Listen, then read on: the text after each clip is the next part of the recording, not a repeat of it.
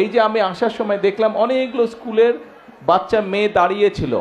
আমরা যেটা মনে করি, আমরা বিএনপি যেটা মনে করি যে এই যে আমাদের বাংলাদেশ, এই বাংলাদেশকে যদি সামনের দিকে এগিয়ে নিয়ে যেতে হয় তাহলে পুরুষের পাশাপাশি নারীদেরকেও শিক্ষা এবং একই সাথে অর্থনৈতিকভাবে আমাদের স্বাবলম্বী করতে হবে। আপনাদের নিশ্চয়ই অনেকের মনে আছে দেশনেত্রী বেগম খালেদা জিয়ার সময় দেশনেত্রী বেগম খালেদা জিয়া মেয়েদের শিক্ষার জন্য ক্লাস 1 থেকে ইন্টারমিডিয়েট পর্যন্ত উনি ফ্রি করে দিয়েছিলেন, শিক্ষা ব্যবস্থা ফ্রি করে দিয়েছিলেন। আমরা সিদ্ধান্ত করেছি যে এবার মহিলাদেরকে, নারীদেরকে আমরা স্বাবলম্বী করার জন্য অর্থনৈতিকভাবে এবং শিক্ষাগত যোগ্যতার ভিত্তিতে স্বাবলম্বী করার জন্য খালেদা জিয়া ইন্টারমিডিয়েট পর্যন্ত ফ্রি করেছিলেন, বাকি একদম অনার্স পর্যন্ত, স্নাতক পর্যন্ত এবার ইনশাল্লাহ আমরা ফ্রি করব মেয়েদের জন্য, নারীদের শিক্ষার জন্য।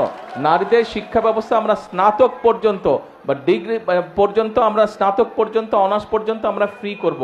এবং শুধু ফ্রি করব না, যে সকল মেয়েরা ভালো রেজাল্ট করবে তাদেরকে আমরা বৃত্তির ব্যবস্থা করব ইনশাল্লাহ সরকার থেকে।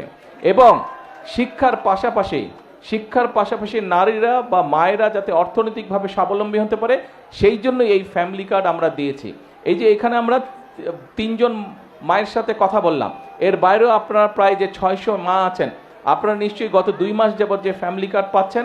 হ্যাঁ, একবারে তো সব সমস্যার সমাধান হবে না, সংসারের সব সমস্যার সমাধান তো একবারে হয় না, কিন্তু এই 2 মাসে দেখেন অনেক বছর ধরে হয়তো কোনো কাজ আপনি করতে পারছিলেন না, হয়তো ওষুধ কিনতে সমস্যা হচ্ছিল, ওষুধ আনলে এটা আনতে পারেন না, এটা আনলে ওষুধ আনতে পারেন না, অথবা ছেলে মেয়ের শিক্ষার ব্যাপার, অথবা ছেলে মেয়ে কোনো একটা শখ করেছে কিছু জিনিস কিনবে, কাজেই এই জিনিসগুলো হয়তো আপনার পক্ষে সম্ভব হচ্ছিল না।